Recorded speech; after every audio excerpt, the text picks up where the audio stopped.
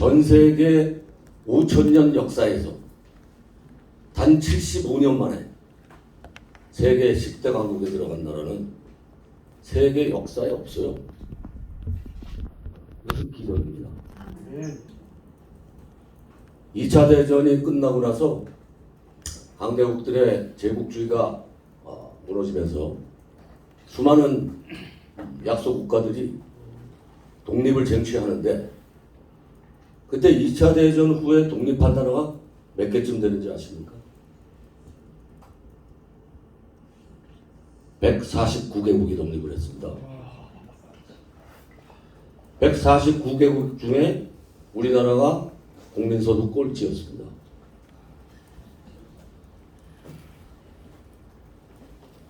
정말 그 보통의 그냥 나라가 아니고 전 세계 꼴찌의 나라가 10등 안으로 들어가는데 70년 만에 이뤄냈다는 거예요. 실질적으로 일어난 건 70년이죠. 왜냐하면 6.25 끝나고.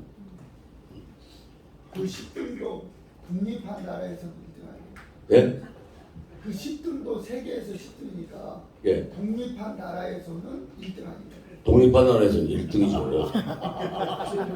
맞습니다. 그리고 10등이라는 것은 단순히 교역량입니다. 교역량.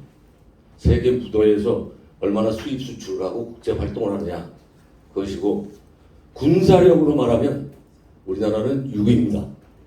세계 6위. 이 전 세계에서 어떤 나라의 국력을 평가할 때 가장 크게 두 가지를 봅니다. 국민소득이 3만 불이 넘느냐. 그런데 그 3만 불이 넘는 국민이 5천만 명 이상이냐. 이거를 보고 따집니다. 그래서 그거를 50-30 클럽이라고 합니다. 거기에 들어가는 나라를. 3년 전까지 전 세계에 50-30 클럽에 들어간 나라가 딱 6개 있었습니다. 우리나라는 3년 전에 7번째 회원이 됐습니다. 그래서 G7 회의를 하는데 얘네들이 스스로가 대한민국을 G8로 받아들여야 되는 거 아니냐. 지네들이 나서서 그러고 있는 거거든요. 이게 기적이 아니면 뭡니까?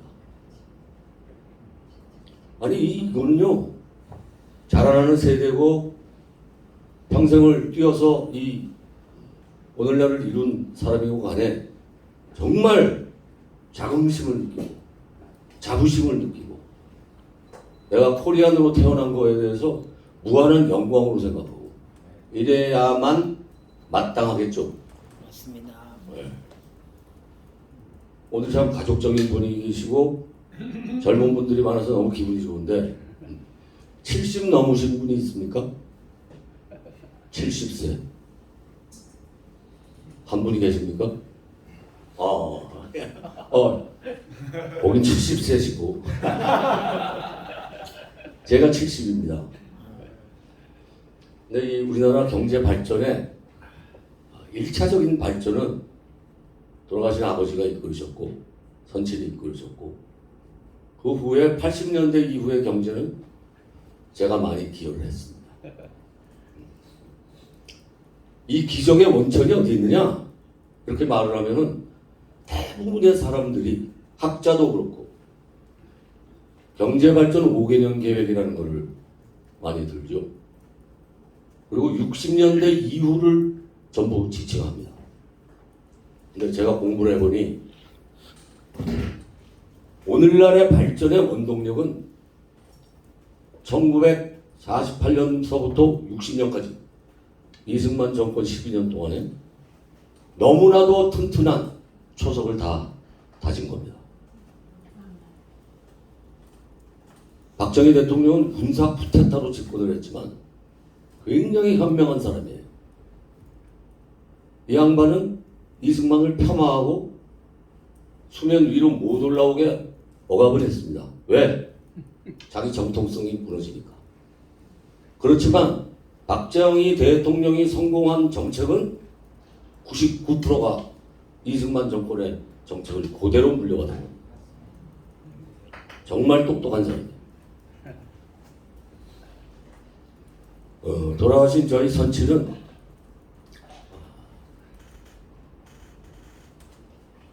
경성제국대학이라고 이제 지금의 서울대학이 있었는데 그 법학부에는 한국 사람을 3명 아니면 4명 뽑았어요. 나머지는 다 일본 사람들 뽑았고. 근데 그 중에 1943년에 법학부에서 고등문관시험이라고 하는 고등고시를 합격을 했는데 이 고등고시는 내국인, 자기네 일본인, 한국인을 가리지 않고 뽑아가지고 그때 한국 사람이 3명이 당선이 됐는데 붙었는데 그 3분 중에 한 사람은 자기네가 조선 국민들을 자기네 일본인하고 똑같이 취급한다. 내선 일체다. 이런 정책을 펼칠 때 그 상징으로 일본의 상공성에 발령을 내서 거기 가서 1년간 수습을 합니다. 수습 사무관이라는 거예요. 근데 그때 태평양 전쟁이 일어나서 수행 중이기 때문에 그 1년 동안에 일본이 어떤 식으로 전쟁을 수행하는지 다 배운 겁니다. 그리고 1945년 4월에 이승만 박사가 곧 일본이 무너지니 일본에 부역하고 있는 자들은 전부 나와라. 이제 일본을 쫓아내야 된다. 그 방송을 듣고 일본에 근무하다가 서울로 무단 이탈한. 그래서 해방될 때까지는 수배 범이셨습니다. 그리고 이제 해방을 맞이하게 되니까 대구대학을 백두신 씨하고 같이 창립하고 그게 오늘날 경북대학입니다. 창립하고 6.25 전쟁이 일어나는 1950년에 내가 여태까지 싸운 거를 일본에서 배운 거를 이 6.25 전쟁에 기여해야 되겠다. 그래가지고 제가 쓴 책에 다 남아있긴 한데 시골에서 칠곡에서 정말 가난하게 살고 있었기 때문에 광목으로 된 와이셔츠를 어머니가 지어가지고 그걸 입고 군화, 일본인들 군화, 그 군화를 신고 석탄차를 타고 서울로 올라오셨습니다. 그래서 그때 상공성에 들어가서 단 10년 만에, 8년 만에 부흥부 장관으로 최연소 장관으로 부임을 하게 되죠. 38살의 신현화, 이 이승만 대통령이 무척 사랑하셨어요. 그게 왜 그러냐? 전쟁이 끝나고 수복된 서울에 다시 중앙정부가 올라왔는데 이승만 대통령이 현장 주지자예요. 그래서 전후 피해가 어떻게 되어 있는지를 다 몸소 돌아다니면서 그거를 보시고 싶어 하셨는데 그때 수행한 것이 아버지였어요. 그래서 가면서 길가에 기찻길 옆에 저건 뭐냐? 아, 저건 옛날에 주조 공장이었습니다. 지금 무너졌고. 그래서 하나하나 가르치는 현장을 이 과장이라는 사람이 다 알고 있으니까 이승만이 놀랬어요. 그래서 이런 사람한테 맡겨야 된다. 그러고 가고 그때 한미상호 방어 조약에 의해서 미국으로부터 원조를 받아서 겨우 먹고 살고 있었는데 그 원조 문제로 싸움이 심했습니다. 아이젠하워라는 미국 대통령과 이승만 그 양 정부가 맨날 싸워요. 왜냐? 원조를 해줬으면 그만이지. 그 돈을 어떻게 써라 하는 거를 일일이 간섭을 하는 거예요. 그래서 우리나라가 산업화하지 말고 농업 국가로 성장해서 자기네가 주는 비료 갖다 쓰고 하면서 소위 식민 경제 이용하는 식의 그런 돈을 공짜로 주는 대신에 그런 정책을 취하고 이승만 박사와 저희 아버지는 웃기는 소리 하지 마라. 너는 돈 빌려주면 그 빌려받은 사람한테 쫓아다니면서 내 돈 하냐? 네가 무슨 세계 지금 주도국이 돼 있는데 조그만 나라에 그만큼 주면서 뭘 그러냐 그래가지고 그냥 협상이 맨날 싸우고 깨지고 하는 거야. 그러다가 우리 영감이 이제 혼자 미국에 가서 걔네들 국무성 전체하고 붙으니까 말이 안 먹히니까 이제 아버지가 분노했어요. 그래가지고 이렇게 거기서 얘기를 했답니다. 자, 우리나라에는 옛날 속담에 텃세라는 게 있다. 그게 뭐냐면은 이웃집 간에 닭싸움을 붙이는데 이쪽 집에서 하면 이쪽 집 닭이 이기고 저쪽 집에 가면은 저쪽 집 닭이 이긴다. 그걸 텃세라고 그런다. 너희들 말이야 나한테 이렇게 텃세를 부리는데 이 다음 회담은 서울에서 하자. 서울에서도 난 혼자 나올 테니까 너희 20명이 와도 좋고 100명이 와도 좋다. 그러고 딱 박차고 나오고 그랬어요. 그랬더니 미국의 대통령이 이승만 대통령한테 친서를 보냈어요. 나는 신영학 같은 관료를 거느린 네가 부럽다. 그래서 동아일보에 일면 다 부르는 거예요. 이런 식으로 하다가 보니까 38살에 신현학을 부흥부 장관을 시키면서 외자 도입하고 원조 받는데 부정이 있다는 비판들이 많으니까 국내 예산뿐 아니라 외자도 네가 맡아라. 아주 네 외자를 다 신현학한테 맡겼던 겁니다. 그렇게 우리 영감은 공무원을 하셨고 4.19가 나서 원흉이 됐어요. 이완용 다음으로 처음으로 언론이 원흉이라는 단어를 쓴 8명이 있습니다.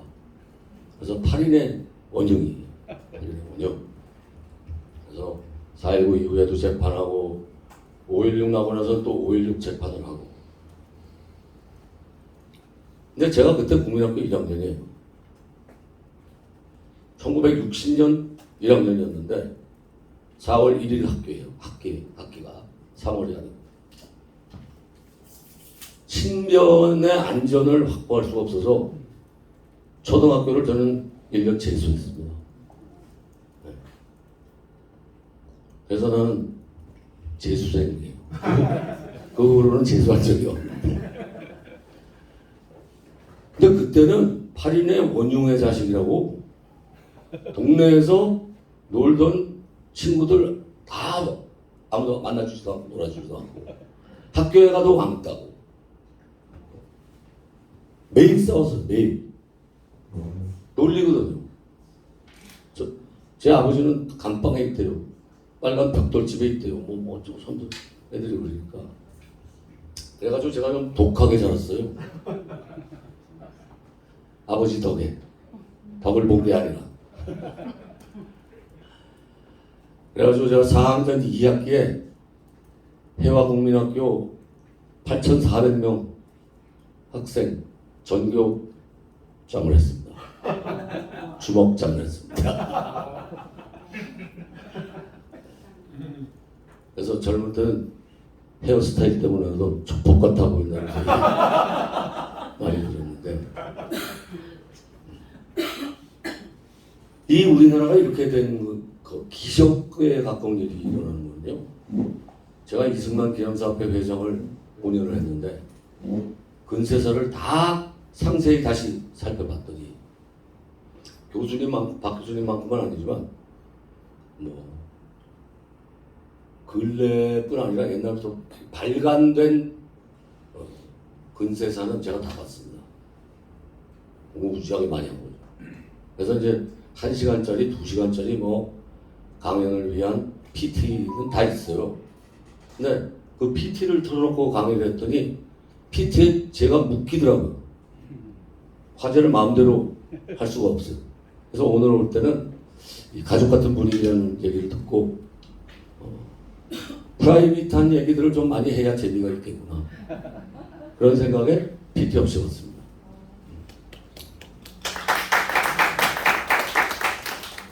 오늘날의 기적의 1등 공신이 뭐냐? 이승만의 6대 업적이 있는데 제가 정립한 건 6대 업적이고 오늘 정치적인 건 빼고 이 양반이 대한민국 경제를 이렇게 발전할 수 있는 기틀을 쌓은 것 중에 첫 번째로 중요한 게 농지개혁입니다. 북한은 농지개혁을 하지 않고 토지개혁을 했어요. 근데 북한이 49년에 먼저 토지개혁을 한 내용은 무상 몰수, 노배분, 국가 전부 소유. 농민들한테는 너 이 땅 경작권만 줄게. 재산으로는 안 주고. 그러고는 50%를 걷어가버려. 옛날 소장농하고 다른 게 하나도 없어요. 그러나 이승만의 농지개혁은 그 양반 정말 대단한 사람이에요. 이 해방이 되기 전에 47년에 농총이라는 걸 결성합니다. 농민총연맹이에요. 그때는 그냥 건국 지도자로 대한독립축성위원회 위원장으로서 아니 그때 왜 농민단체를 처음으로 조직을 하냐 말이에요. 시도군 대표 다 모아가지고 그래서 시민회관 지금 시민회관 있죠? 광화문에 시민회관에 전국 대표 다 모아가지고 거기서 농총이라는 걸 결성해요. 농민총연맹. 그리고 자기가 나가서 축사해주고. 왜 농민을 그렇게 끌어모았느냐? 농지개혁하는 우군 세력을 위한 겁니다. 나라가 세워지자마자 1948년 12월에 라디오 방송을 통해서 우리가 대대로 선조 대대로 가난한 사람은 가난하고 부자는 부자고 귀족은 잘 살고 천민은 못 살고 이 얼마나 불합리한 일이냐. 근데 이 불합리한 일의 모든 원인은 농지를 전부 귀족들이 다 장악하고 있고 소장농은 노예 취급을 받는 거에 원인이 있다. 그래서 이거를 뒤집어 엎지 않으면은 다 같이 잘 사는 나라가 될 수가 없다. 이게 라디오 방송문이에요. 그리고는 농지개혁을 위한 3가지 팀을 만들어서 추진합니다. 국회 안도 내봐라. 농림부 안도 내봐라. 기획실 안도, 총리 기획실 안도 내봐라. 그래서 3안을 받았는데 그때 국회에서는 거의 전쟁입니다. 왜냐하면 국회의원이 198명인데 대부분이 양반 출신에 지주 출신에 그런 사람들 아니겠어요? 그 사람들은 자기네 땅이 다 날아가는 거예요. 극렬한 반대를 하죠. 그러나 개혁법이 통과하려면 국회 의견을 교체해야 되잖아요. 그래서 국회하고 대한민국 국회하고 대통령과 농민 힘 합친 거하고 전쟁이 일어납니다. 그래서 농총 12대가 몇백 명씩 올라와서 국회에서 농성을 하고 뭐 성명서 발표하고 너희들 하는 양을 우리가 끝까지 역사에 기록할 것이다. 그러면서 협박도 하고 그래가지고는 1949년에 결국 농지개혁법이 통과가 돼요. 근데 그때 농지개혁법의 내용은 소장농을 짓는 사람이 지금 현재 소장료로 내는 그 소장료를 6년간 내면 그 땅이 소장인의 것이 된다. 이런 법을 국회에서 의결을 해갖고 대통령한테 이제 정부로 이송한 거예요. 이승만 대통령이 법안을 찢어버리고 국회에 반송합니다. 6년을 언제 소작을 더 하란 말이냐. 안 해. 안 돼. 3년으로 해. 그래서 지금 내는 소작료를 3년간 내면 그 땅이 그 사람께 되는 겁니다. 획기적인 거죠.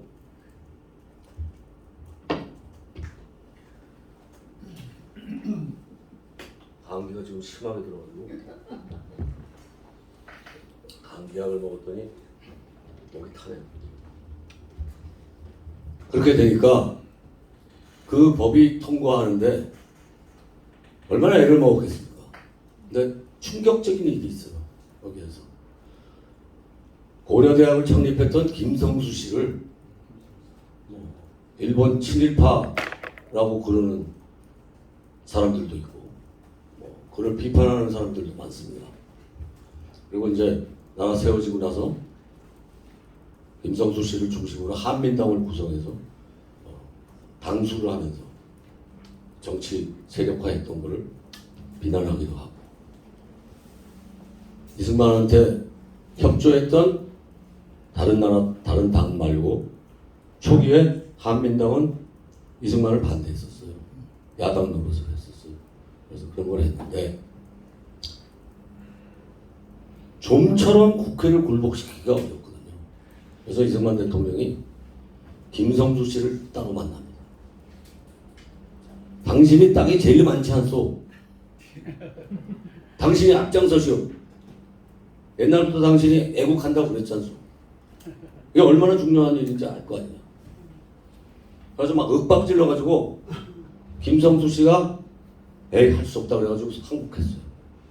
그리고 김성수 씨가 앞장을 서니까 뭐 조그만 지주들이 압박하는 거예요. 아 나는 지금 이런데 네가 뭐라고 그걸 반대하냐 이렇게 해서 끌고 가는데 여기에서 충격적인 사실은 이때 김성수 씨 땅이 얼마나 됐을까요? 그때 농지 개혁을 하면서 1인당 소유 한도를 3헥타르로 했는데 그게 지금까지 이어지지 않습니까? 농지 소유 상한 3헥타르 3정보. 아니 알고 보니까 김성수 씨가 2,993 헥타르를 갖고 있다. 여의도 10배도 넘습니다. 호남에서는 김성수 씨 땅 밟지 않고는 다른 군으로 갈 수가 없었다. 이런 말까지 있을 정도예요. 그렇게 해놓고 나니까 겨우 그래서 개정된 농지개혁법이 1950년 3월 30일에 국회에서 의결해서 정부로 옵니다. 근데 이승만 대통령이 가만히 생각을 하니까 이 국민들이, 농민들이, 당사자들이 알 길이 없어요. 서울에서 국회 통과하는 법. 당시 해방될 때 우리나라 문맹률이 얼마였는지 아십니까? 86%예요. 한글을 읽고 쓸 수 있는 사람이 국민 14%밖에 안 됐어요. 그 14%면 300만쯤 되잖아요. 그때 2,300만이었으니까. 그 300만에 그래도 학교를 다닌 사람 중에 중학교를 졸업한 사람이 몇 명이냐? 헤드 카운팅이 가능할 정도. 2만 6천 명밖에 없었어요.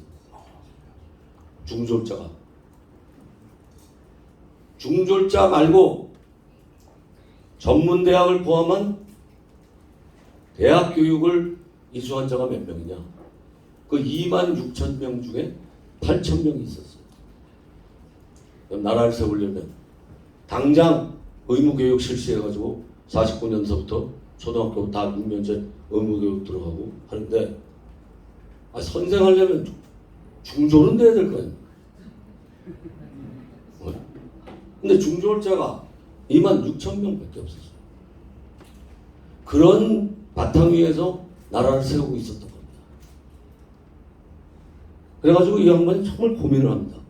국제 정세는 매우 험악해서 북한이 언제 내려올지 모르고 이런 판인데 이 농지 개혁을 해서 3년 후에 농민 손에 들어가지만 이게 진짜로 실현되려면 3년 있다가 시행령을 만들어서 이거 다 등기 이전까지 끝나야 그게 그 사람 땅이 되는 거 아니에요. 그래서 고민을 하다가 실무자도 아니고 대통령이 그 문제를 밤새 고민을 하다가 기가 막힌 아이디어를 생각을 해내요. 참 천재적인 발상인데 농지 분배 예정 통지서라는 걸 만들어요. 그래서 각 소장농들에게 지적도상에 요 땅이 네가 3년 후에 네 땅이 돼. 그 통지서를 만들어 가지고 전국의 우체부가 다 배달을 했어요. 그러니까요. 세계 역사에 없는 일이에요. 그러니까 그 분배 예정 통지서를 딱 치고는 얼마나 기쁘고 좋았겠어요. 소장농이라는 거는 농노였거든요. 땅 주인한테 주인님 그랬지 않습니까? 주인님의 호칭이 농노는 이 소장이는 노예였어요. 그 노예를 대한민국 조선 5천년 역사에 최초로 노예 해방이 일어난 거예요. 어마무시한 일이에요. 이것이 오죽했으면 실제로 54년이 되니까 농민의 94%가 자작농이었어요. 이런 농지개혁은 전 세계에 없어요. 멕시코는 농지개혁을 5번 했는데 다 5년만 있으면 다시 원소유자 걸로 넘어가요. 전 세계에서 유일하게 완벽한 농지개혁이 성공한 나라가 우리나라입니다. 그거는 모든 농노이던 사람들이 자유를 찾아서 자기 자식을 학교 보낼 수 있게 된 거예요. 국민학교는 의무교육이고 중학교, 고등학교를 보낼 수 있게 된 겁니다. 나라가 깨어나는 겁니다. 그래서 이 농지개혁을 무슨 북한 거에 대비하고 이러는 거는 말도 안 되는 소리예요. 여기다가 한 수 더 둔 게 또 뭐냐. 농지 채권을 발행을 해요. 그래서 3년 기다릴 거 없이 어차피 3년 후에 내 땅 넘어간다 그러면은 지금 팔겠다. 농지 채권을 주고 다 삽니다. 그럼 이 사람들은 땅 주인이던 지주들이 다 현금이 생긴 거예요. 채권도 할인해서도 쓸 수 있잖아요. 그래서 이게 다 산업자금만 하는데 다 동원이 되는 겁니다. 자동적으로. 신의 한 수죠. 더 중요했던 거는 뭐냐면은 놀라웠게도 빨치산이라는 용어가 왜 나오는지 아십니까? 빨치산이라는 건 한국말이 아니에요. 불어예요, 불어. 불어 2차 대전 때 민간에서 소련 점령하에서 저항했던 민간 군인들을 파티진이라고 했거든요. 파티진. 그래서 빨갱이가 나온 거예요. 빨갱이는 원래는 욕하면 안 되는 단어예요. 우리는 나쁜 의미로 쓰고 있지만 그때 2차 대전에서 점령군 독일에 맞서서 싸우는 의병들을 지네들이 파티젠이라고 해요. 왜 이 얘기를 하느냐? 우리가 6.25를 잘 몰라서 그러는데 전쟁은 반년만 했어요. 3년 중에.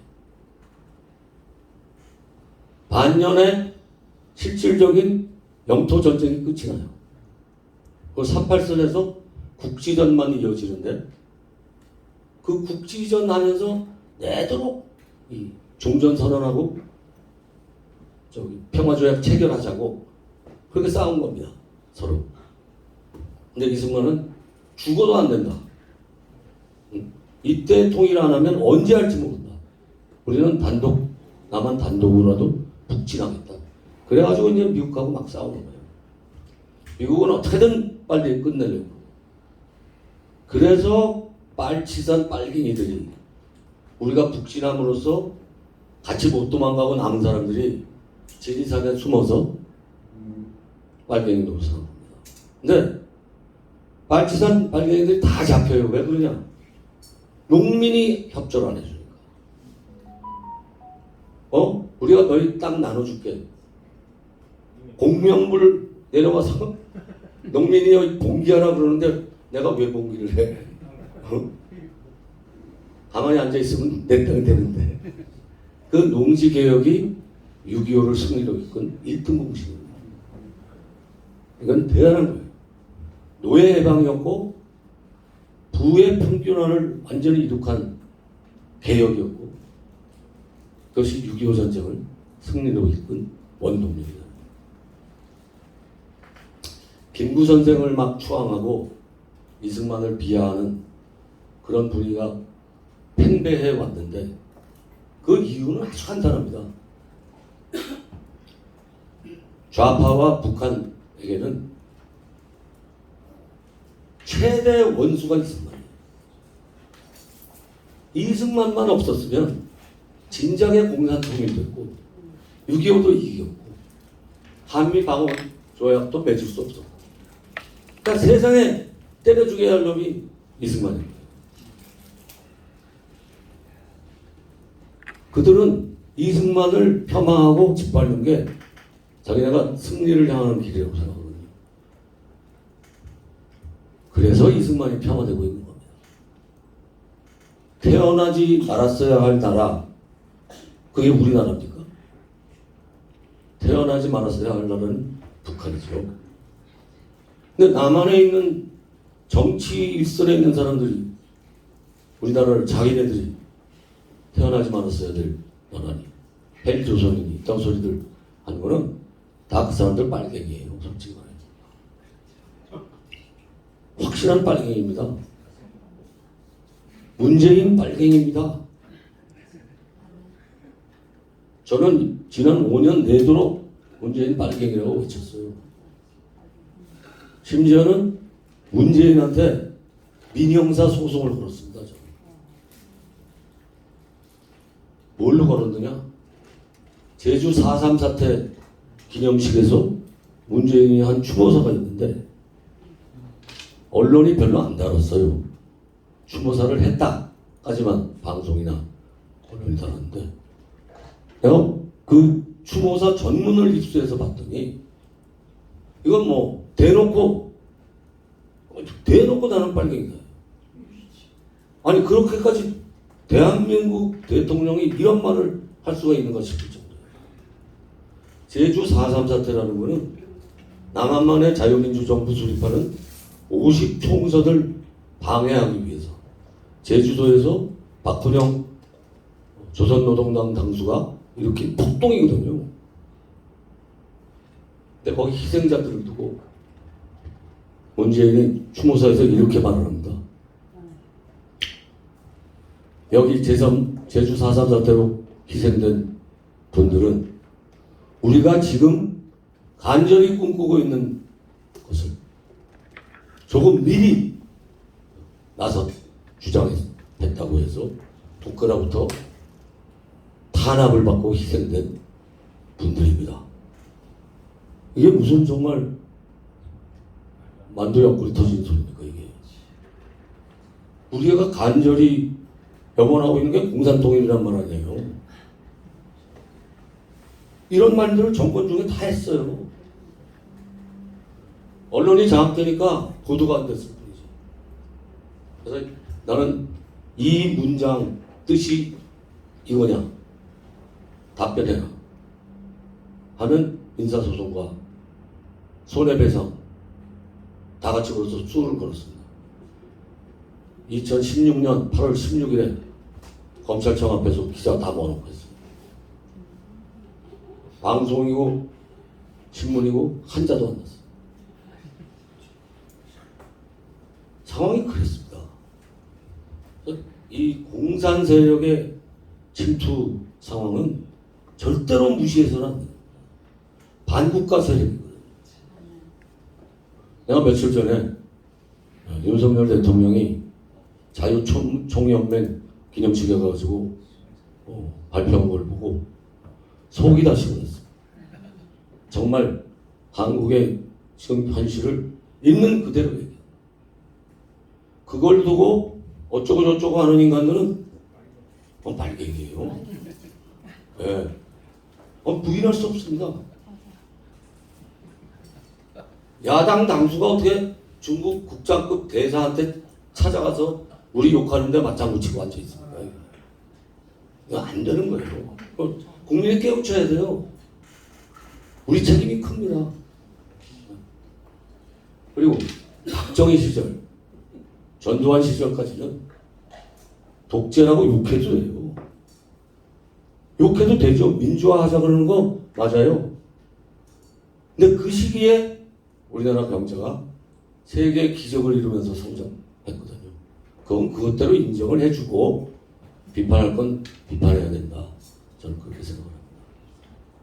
그리고 이제 두 번째가 이승만이 이룩한 경제 발전의 원동력은 한미 동맹이에요.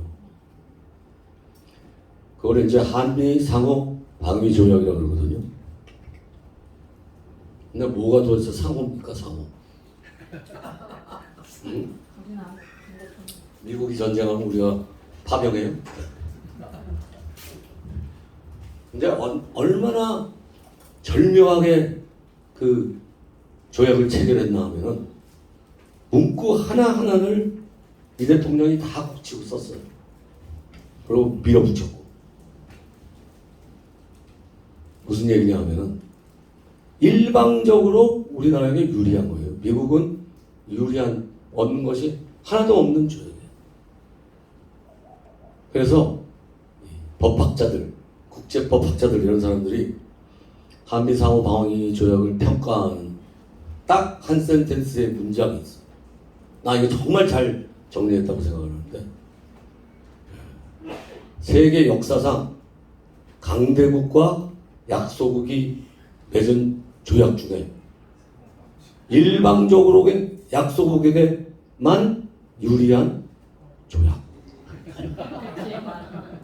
그게 한미 상호 방위 조약입니다. 그럼 이승만은 무슨 카드로 그 방위 조약을 통과시켰을까요? 북진하겠다는 걸 밀어붙여서 휴전하는 것을 못하게 해서 작전이죠, 작전. 그래서 나중에는 미국의 이제 트루먼 대통령이 임기가 끝나고 52년이 미국 대선이에요. 그때 전쟁 영웅이었던 아이젠하워가 출마합니다. 근데 선거 공약 1호가 한국 정쟁 종식. 그때까지 1952년까지 2년 동안에 미국의 젊은이들이 7만 명이 죽었어요. 7만 명. 미국의 엄마들, 아버지들이 이거 전쟁 종식해야 우리 젊은이들만 죽어간다. 근데 여기에 기가 막힌 비밀이 하나 있어요. 이거 지금까지도 보도가 안 돼가지고 사람들이 모릅니다. 뭐를 했느냐? 이승만 대통령은 16개국에서 유엔군을 받아가지고 전쟁을 수행하면서 대학생은 징집을 안 했어요.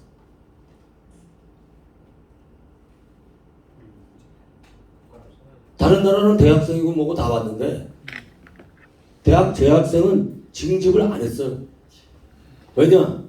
그들이 커서 나라 국가를 재건하고 전후 복구를 하고 나라 발전을 엮어가야 된다. 소리 소문 없이. 그리고 부산에 광주에 통합대학을 만들어서 그 전쟁 3년 동안 대학 계속 운영시키고 우리나라 사람들의 미친 듯한 향학열이 어디서 나옵니까? 고3인 부모가 있다고 쳐봐요.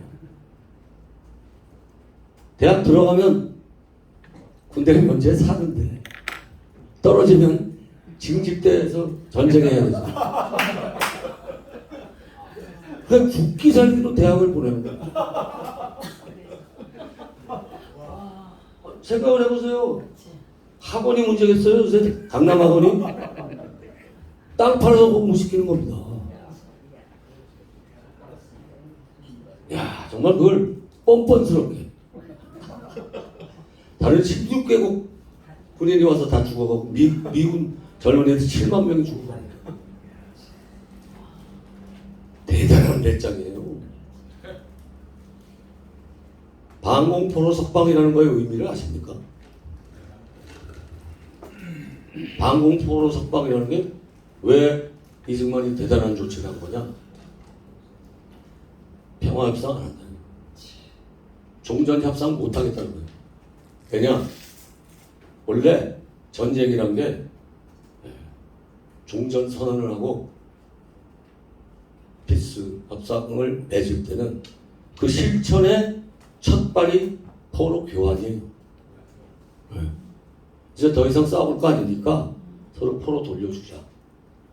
그래가지고 코리아 패싱이 그때부터 일어나는데 한국 빼고 미국이 북한하고 소련하고 중국하고 종전 협정을 맺으려고 그랬거든요.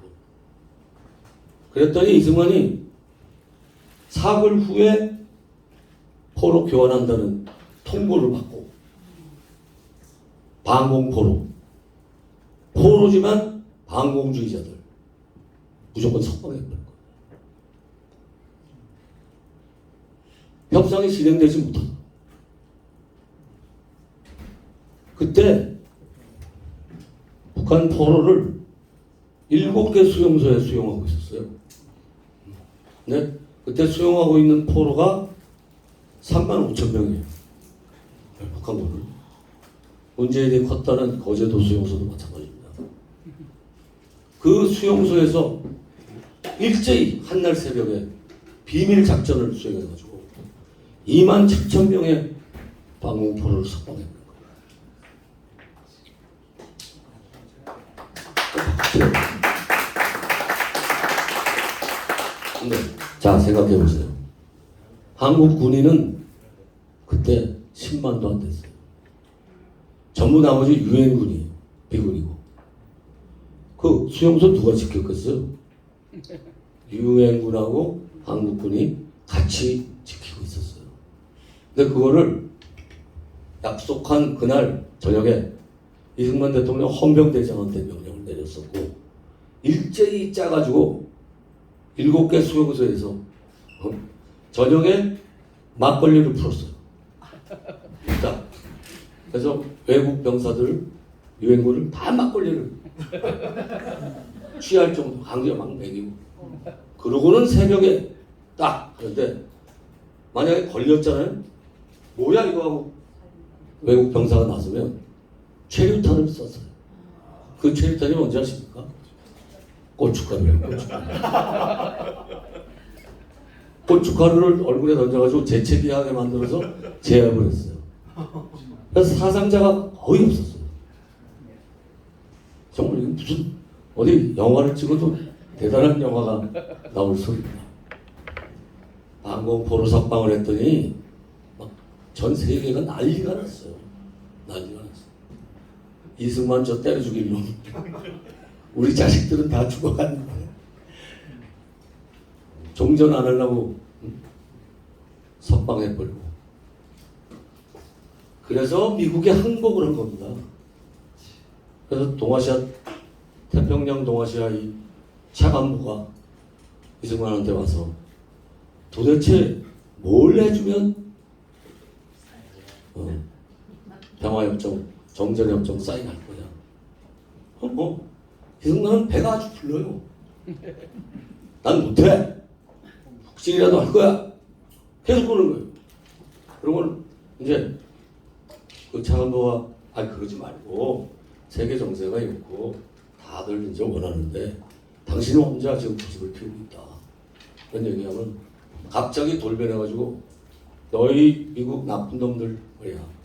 너희들 때문에 우리나라가 일본한테 한일 합방당하고 너희가 내가 미국에 가서 도와달라고 그러고 있는데 너희는 뒤에서 카스라 텍스트 미략으로 한반도는 일본이 관리하고 필리핀은 너희가 다스린다는 그거 통과시켜서 을사조약이 이루어진 거 아니야. 너희 때문이야. 그리고 1950년에 너희가 엑시스 라인이라고 금을 그으면서 한반도를 빼놓고 갔잖아. 해구사는. 그 엑시스 라인 때문에 저 새끼들이 내려온 거 아니야. 너희가 종전하고 미국 가버리면 당장 내려올 게 뻔한데 뭘 우리 보고 종전을 하라고 그러는 거야. 절대로 못한다. 아니 그러면 요구 조건이 있을 거 아니냐. 말해봐라. 계속 자꾸 수세해서 빌어가면서 비는 겁니다. 빌어. 그랬더니 1번으로 내놓는 게 우리는 지금 군사력이 북한하고 비교도 안 된다. 북한은 중공군 빼고 북한군이 40만이다. 우리도 40만에 해당하는 무장을 너희가 제공해라. 우리 자력으로 북한과 맞설 수 있게. 아 진짜로. 그래서 40만 대군 20개 사단의 무장을 다 받았어요. 그 후에 협정 조건에 딱 들어가서. 그래도 사인을 안 해요. 국회는 통과해서 와 있는데 이승만 대통령이 사인을 안 합니다. 사인을 안 해. 그러니까 또 어떻게 하면 좀 사인 좀 할 거야. 제발 좀 해달라. 그래서 우리는 너희도 보다시피 전쟁으로 국토가 초토화됐다. 최빈민국이 초토화까지 됐다. 먹고 살 수가 없다. 경제 원조를 약속해. 얼마나 주면 돼? 8억 달러만 제공해라. 그래서 결국 8억 달러로 경제 원조가 결정됩니다. 그때 우리나라 총 국민 소득이 전쟁 전 50년에 3천만 불밖에 안 됐어요. 총 국민 소득이. 근데 걷다 대고 8억 불을 내놓으라. 좋아, 8억 불 줄게. 이래가지고 조약이 체결된 거예요. 근데 더 황당무계한 일은 뭐냐면은 우리가 말도 안 했는데 지네가 미군을 38선에 주둔시켰어요. 웃기잖아요. 최전선 전방에. 그게 왜 그런지 아십니까? 우리가 제발 그 전방을 너희가 맡아달라고 비료도 안 할 뻔해. 북진통이랄까봐. 북한을 막는 게 아니라 이승만 국시를 막으려고. 근데 미국은 이 법이 자기네 나라 군인이 한 명이라도 공격을 받으면 즉각 참전할 수 있게 만들어놨어요. 의회 동의 없이. 그래서 그거를 영어로 뭐라고 불렀냐면은 와이어 트랩이라고 불렀습니다. 철조망 함정. 자기네가 트랩에 빠졌다는 거예요. 지금 뭐 다 남쪽으로 내려왔지만 자발적으로 38선을 지키는. 얼마나 고마워요. 강요한 것도 아니니까요. 그래 놓고는 우리는 어떻게 됐느냐. 북한이 중공이고 러시아고 절대로 남침을 할 수가 없잖아요. 전선에서 전투만 일어나도 바로 미국이 파병을 해야 돼요. 그래서 우리가 개발연대에 안심하고 국방비는 최소로 하면서 경제 발전에만 온 국력을 쏟아부을 수 있었던 겁니다. 국제 정세고 나가고 아무 걱정할 필요도 없어요. 우리는 경제 발전만 하면 돼요. 그거를 오늘날까지 한 겁니다. 종전선전 선언하겠다는 거 그때하고 똑같은 거예요. 그거 절대 넘어가면 안 됩니다. 그뿐 아니라 원자력 때문에 난리가 났는데 미국이 1945년에 원자탄이라는 걸 개발했을 때는 세계 모든 나라들이 그런 게 있는 줄도 몰랐어요. 41년부터 45년까지 전쟁을 하면서 일본도 원자탄이라는 게 있는 줄 몰랐어요. 그냥 히로시마 한방 터뜨리니까 그냥 항복해버리죠.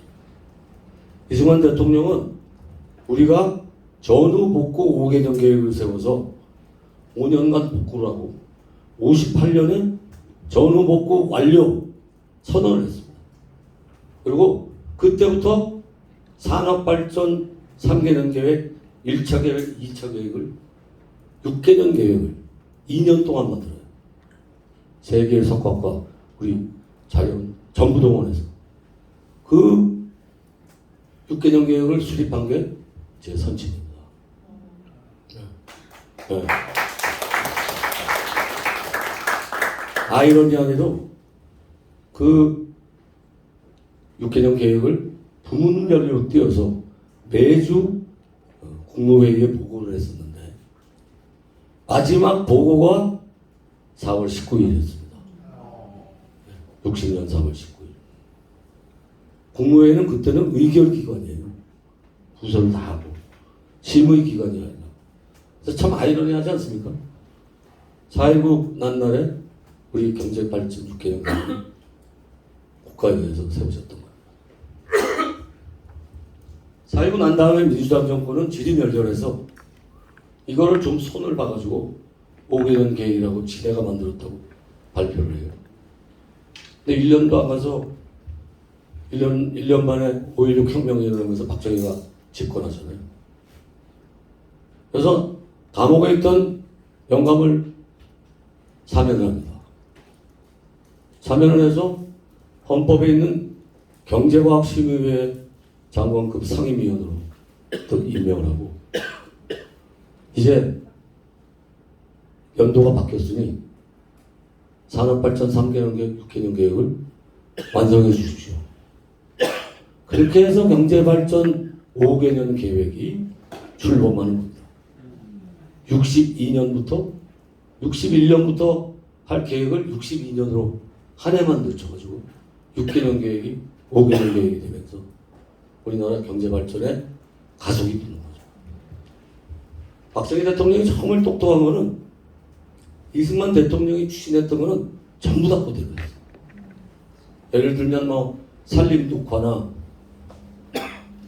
이 숲이 우거지고 한 거는 박정희 대통령 때 한 걸로 시작한 걸로 아는 사람이 많은데 아니에요. 1949년 4월 5일부터 식목을 지정해서 이승만 박사 주력을 했던 겁니다.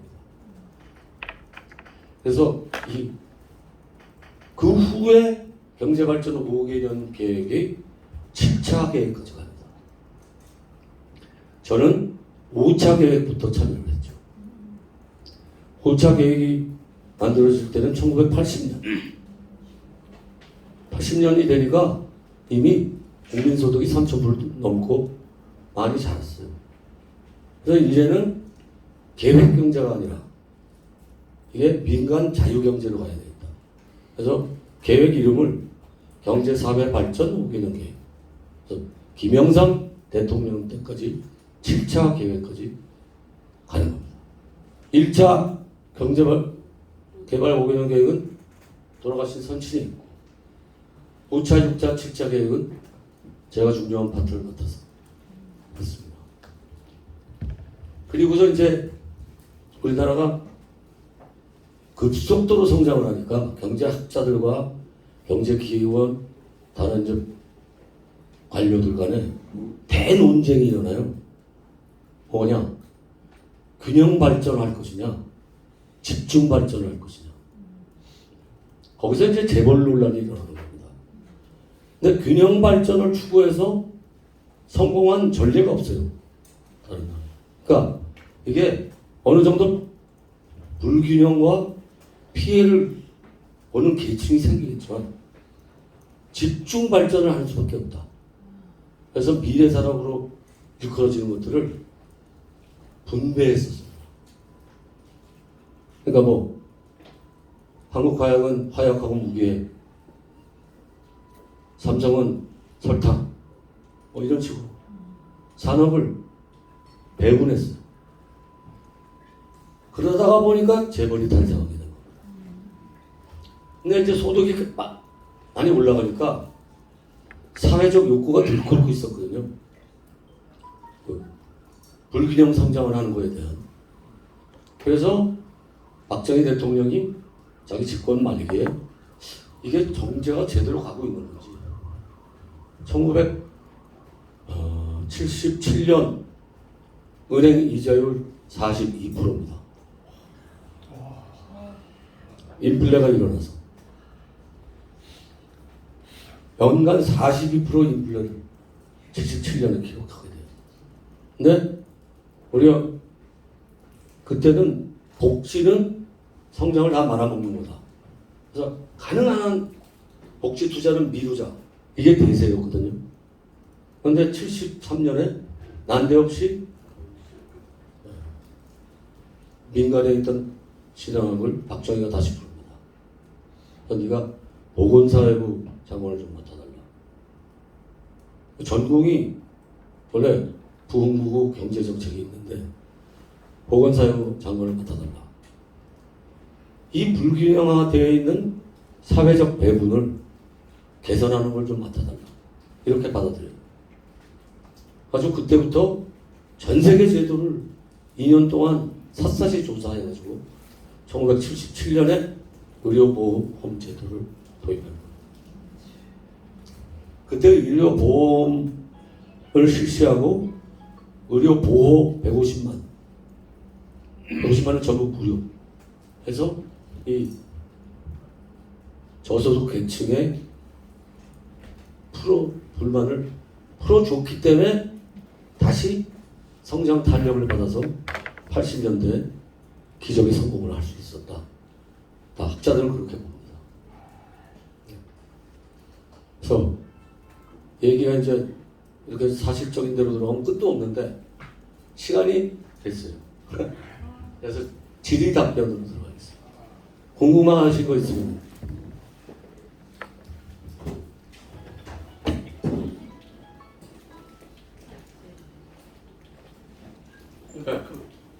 여섯 가지 말씀하신다면 두 가지 말씀하시거든요. 제목이라고. 제목. 나머지 네 개는 첫째, 셋째가 되는 게 교육혁명이죠. 오죽했으면은 중고등학교, 국민학교 합쳐서 3,000개를 더 짓습니다. 부자가 지가 돈 들여서 대학 설립하겠다, 고등학교 설립하겠다 하면 세금 다 면제해주고 세무조사도 면제해주고 그렇게 해서 우리나라가 1960년 현재 12년 만에 문맹률 4%가 됩니다. 이 자체가 기적이에요.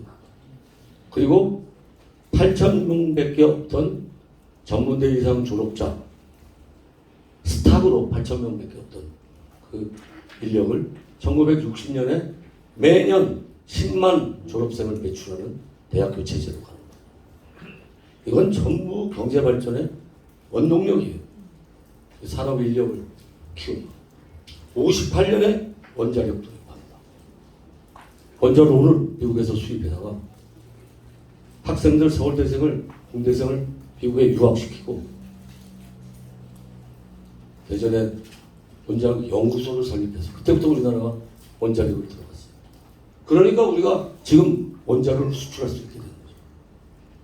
이 교육혁명이 저는 세 번째로 중요하다고 생각하고 네 번째는 자유민주주의 체제 선택입니다. 자유민주주의 체제의 선택은 진짜 신의 한 수였어요. 그 149개 새로 독립한 나라 중에 1950년이 됐을 때 148개국이 공산화됐어요. 유라시아 지도가 아시아 한반도 반쪽 빼놓고 시뻘겋게 다 덮였어요. 중국이 49년에 공산화되거든. 중국이 공산화되면서 동남아시아 전부 공산화가 되죠. 아직도 베트남은 공산당이죠. 이 자유민주 정치체제 텐데 그때 보통선거라는 거는요 세계에 드문 거예요. 21세 이상의 남녀에게 무조건 투표권을 줬거든요. 그런 나라가 없었어요. 미국과 영국도 여성 투표권에는 제한이 있었습니다. 네. 왜냐하면 리터러시 테스트라고 영어를 읽고 쓸 수 있어야 되고 세금을 한 푼이라도 내야 했어요.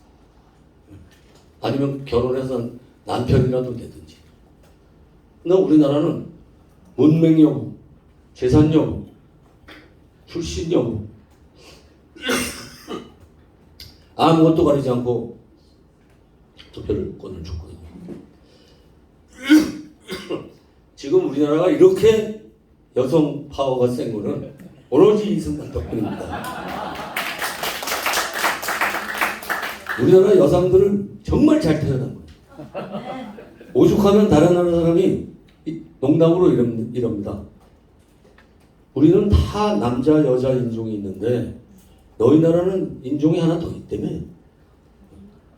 뭐냐 그럼 아줌마.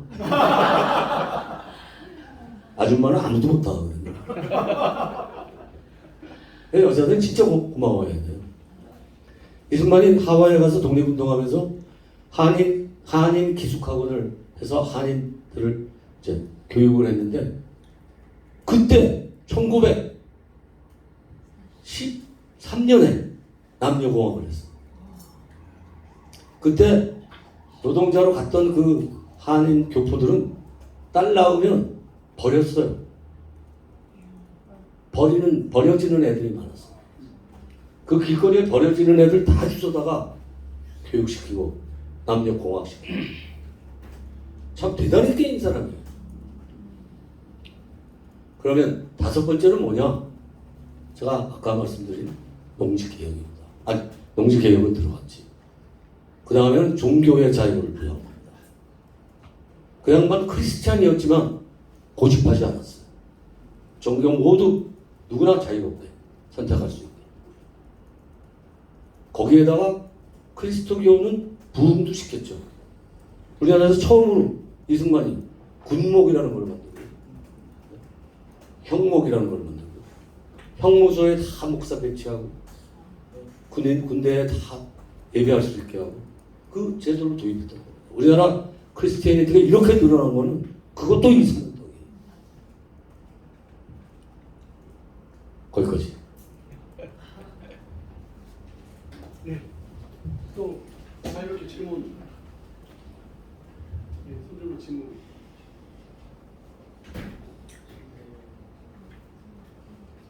예. 마이크. 예. 예, 우리 회장님 말씀 잘 들었습니다. 수원 하모니교회 양미성 목사입니다. 우리 선친 되시는 아버님 되시는 신현학 님께서 어떤 마인드, 어떤 정신과 어떤 생각으로 그렇게 일을 했고 정말 우리나라에 얼마큼 기여를 했는지 다시 한번 듣고 싶습니다. 감사합니다.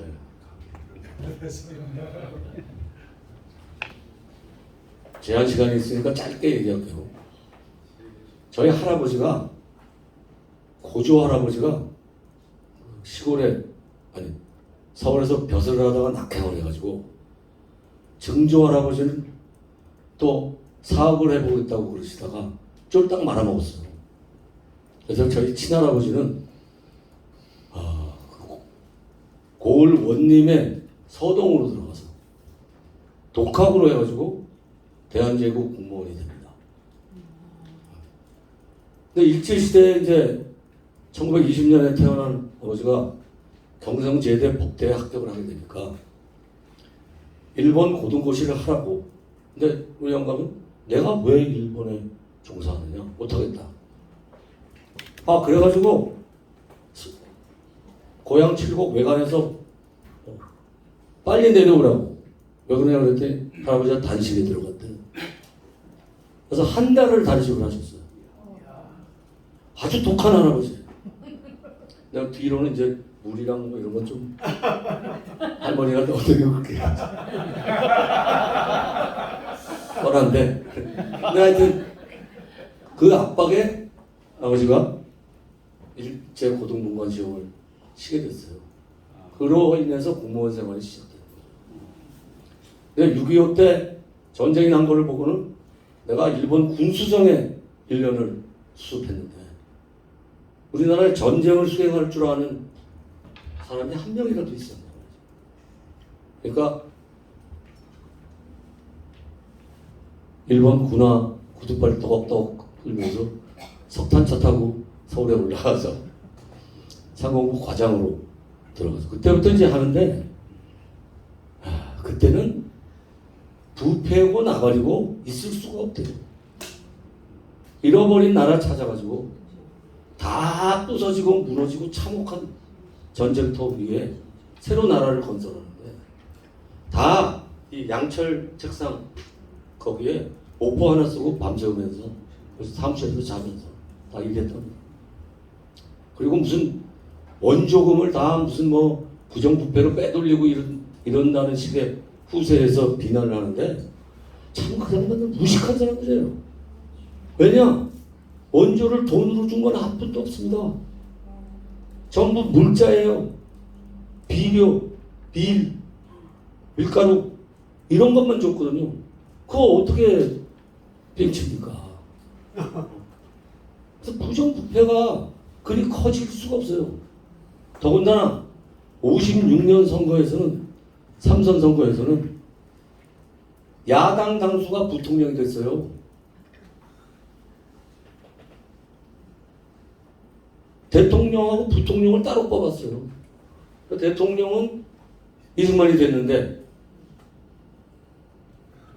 무려 73%로 당선이 돼요. 그리고는 부통령은 이기붕하고 이제 장면하고 붙었어요. 장모양이 이겼어요. 그래서 이 내각을 여야가 나눠서 조각을 하고 국회는 여소야대예요. 거기서 무슨 놈의 독재를 합니까? 독재 못하는 상황이었어요. 3.15 부정선거? 아니 야당 대통령 후보가 2월 7일에 노안으로 죽어버렸는데 단독 후보인데 아니 왜 부정을 합니까? 이승만 대통령 빼놓고 부통령 선거에서 이기붕이가 장면을 이기려고 대대적인 부정을 저지른 거예요. 그러니까 이승만은 4.19 날 때까지 몰라요. 부정선거가 일어났는지를. 데모하고 부정선거 나붙고서부터 그때 겨우 알게 됩니다. 그리고 더 어떤 놈의 세상의 독재자가 경찰 동원하고 군대 동원해서 다 진압할 수 있는데도 불구하고 자기 발로 내려옵니까? 그 양반이 무슨 부정축제를 했어요? 인권을 탄압했어요? 그런 거 없어요. 후세에서 혁명과 그 후 정권을 합리화하기 위해서 다 날조가 때문이에요. 그러니까 우리가 역사를 제대로 알아야 오늘 말씀드린 것처럼 오늘날의 경제 발전 기적을 다 초석과 국제전에서 싸워서 우리나라 우뚝 세운 양반을 3.15 부정선거 하나로 몰아가지고 폄훼하는 거는 그건 정말 국민들이 잘못하는 겁니다. 근데 알 수가 있나? 가르치질 않으니까. 교과서에 이승만 다 빼놓고. 이승만은 20살 때부터 혁명가였어요. 배제학당 나오고 나서 국권회복운동 펼칩니다. 독립협회 만들어서 싸우고 고종 폐위 운동하다가 잡혀서 5년 7개월을 한성 감옥에서 옥살이하고 그리고 미국 가서 기적의 공부를 합니다. 미국에서 최고의 고등학교를 나와도 5, 6년 만에 박사학위 못합니다. 이승만 대통령은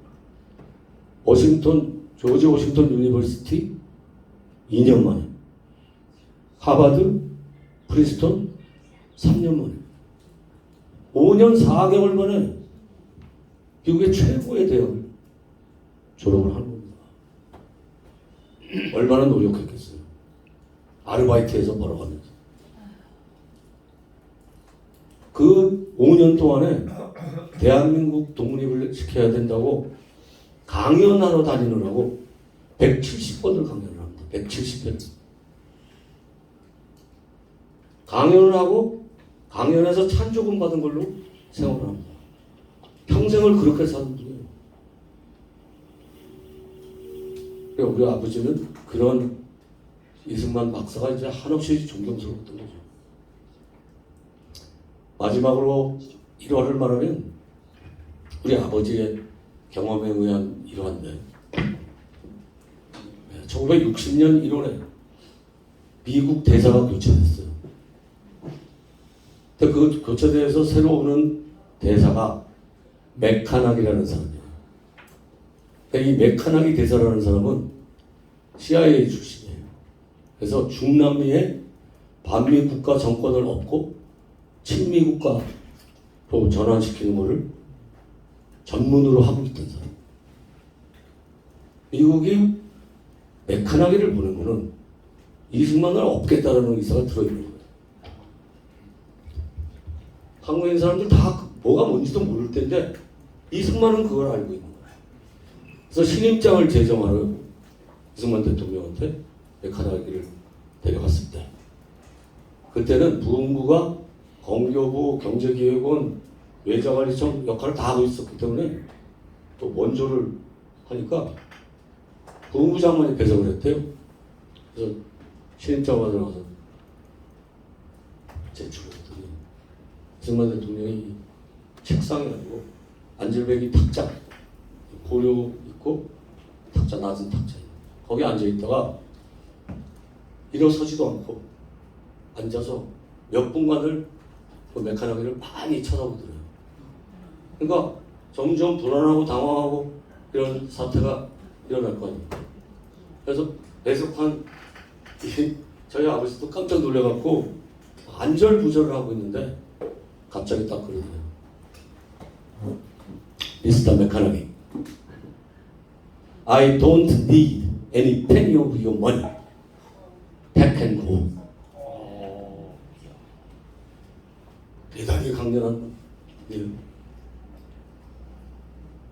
한 가지만 더 말씀드리면 우리가 대한민국 건국하고 50년대 가는데 북한이 공작을 해가지고 제1교포를 북송했잖아요.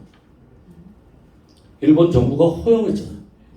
그래서 58년에 제1호 북송선인 우리 교포 2천여 명을 싣고 북한으로 가게 됐어요. 그 사실을 보도가 되는 순간 이승만 대통령이 비상국무회의를 소집합니다. 일본 놈들이 우리 교포들, 우리 민족을 이 굶어 죽는 땅 북한으로 지네 마음대로 보내는데 이걸 우리가 어떻게 좌시할 수 있겠냐? 국방장관, 당신은 어떻게 할 거예요?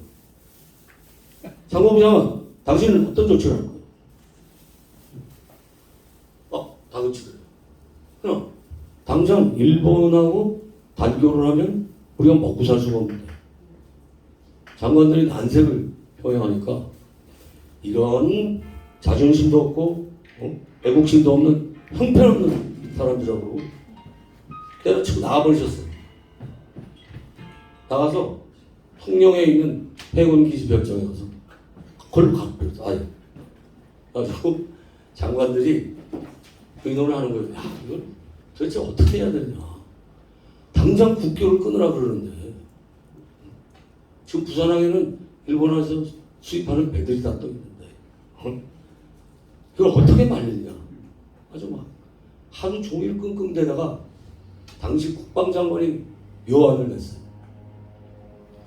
그래서 어떻게 됐느냐.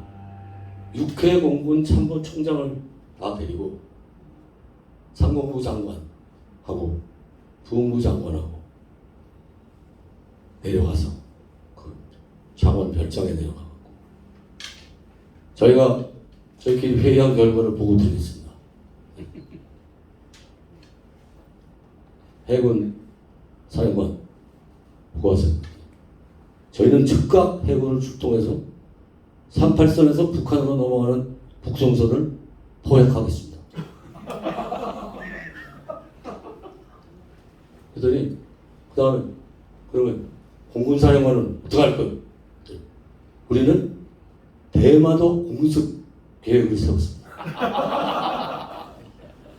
근데 육군 참모총장한테 얘기를 했더니 독도에 일개 사단을 파병하겠습니다.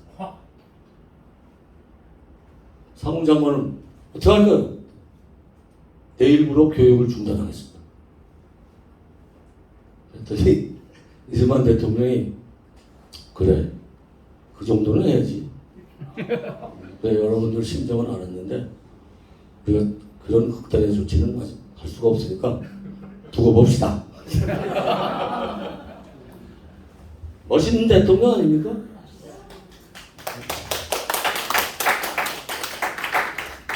저는 우리 아버지가 이제 4학년 2학기 때 3년이 돼서 감방에서 나오셨어요. 그러니까 양반은 그 젊은 나이에 너무나 모욕을 당하고 억울한 거예요.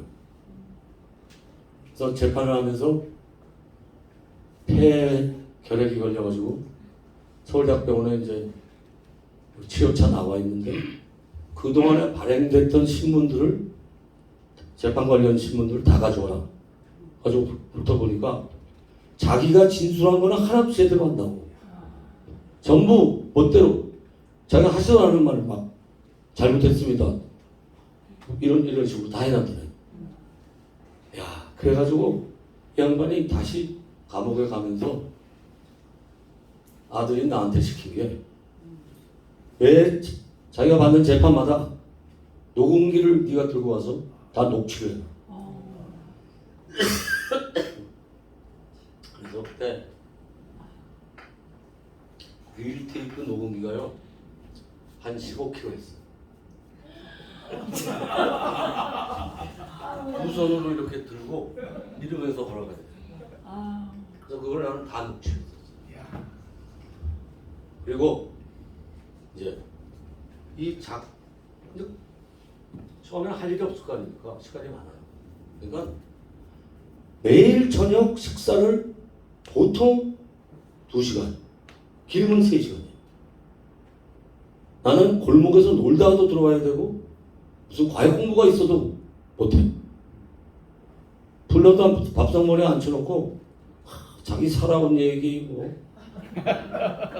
자유당 때 10년 동안에 뭐 모든 얘기 그냥 주입식으로 자기 인생을 다 나한테 물려주고 싶은 거예요. 네, 자기의 경험과 그걸. 그래서 대학 졸업할 때쯤에는 이와 같은 얘기를 거의 10번 이상씩 다 들었는데 중간에 들은 척하면 화를 퍼먹 내요. 그래가지고 제가 신현학의 증언이라고 책을 냈습니다. 그러니까 신현학의 이야기를 아들이 제가 옮긴 거죠. 거기에 보면 이런 얘기들도 다 있습니다. 이승만 시대 10년, 박정희 시대 10몇 년, 그 시대의 얘기. 그리고 이제 80년대 이후에는 그걸로 유명했던 거 아니에요. 11.6, 12.11을 막은 걸로. 그래가지고 제가 한 4년 전에 출판을 했는데 엄청 팔렸어요. 지금은 절판이에요. 예? 신현학의 증언. 관심이 있으신 분은 총무님께 요청하시면 책을 드리겠습니다. 저는 보유하고 있습니다.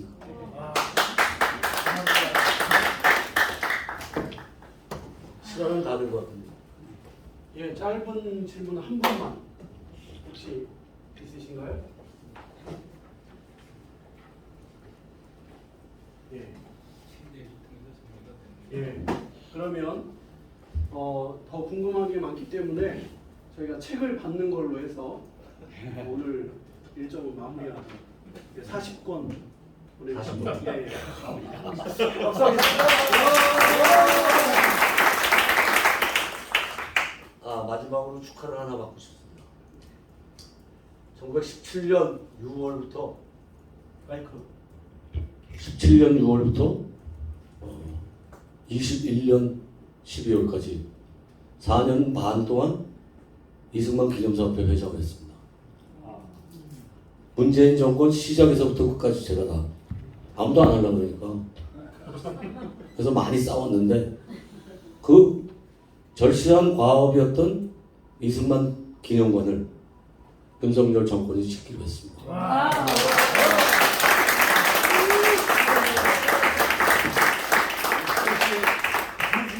불씨가 결정이 됐나요? 아니요. 후보지를 한 4개 두고 토론 중입니다. 예, 감사합니다.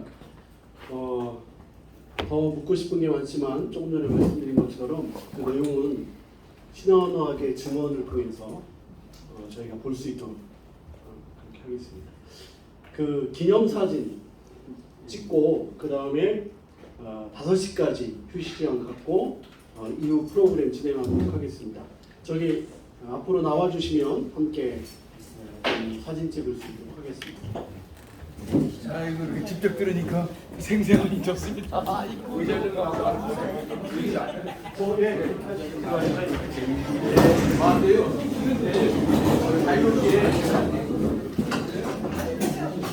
이번 주 주일. 네, 수원으로 오시면 같이. 네.